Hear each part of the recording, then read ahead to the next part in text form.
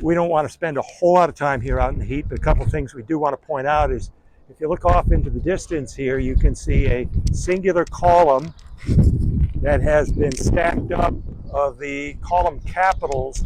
That is one of the seven wonders of the ancient world, what remains of it.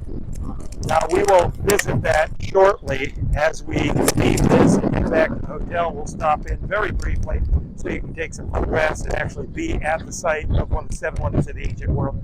There are several more column capitals that are scattered around over there. And then primarily what you see is the foundation.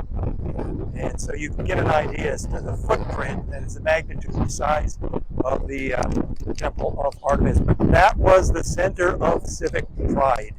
Just like in Pergamum, the center of civic pride was the Asclepion. This Temple of Artemis was the center of civic pride.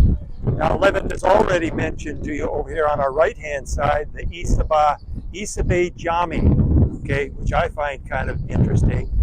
Literally means the Lord Jesus Jami. And then what we've got over here, of course, is the St. John's Basilica. And when you look at St. John's Basilica, not only the basilica itself, but some of the walls that you see here, you'll notice that the walls are of composite pieces. It's not consistent, and that is because it consists of reused buildings, primarily the Artemision.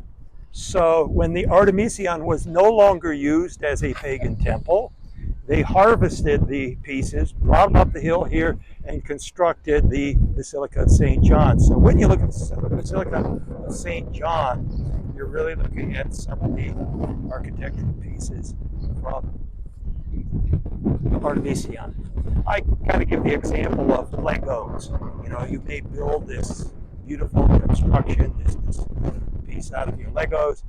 After a while, you get bored with it, no longer usable. You take the Lego pieces apart and you rebuild something else. That happened very commonly in the ancient world. So this is the Basilica of St. John. And then you can just see over beyond the Basilica of St. John, highest on the hill, is a Crusader castle. So what we're really looking at are different stages in the life of Ephesus, going all the way back to the Artemision, then the temple, not the temple, the Basilica of John, the Crusader period, and then the Muslim period. That's part of the, once again, you're on a hill. You have to build up retaining walls and level the ground for a platform. That's part of the retaining wall for the Basilica of St. John.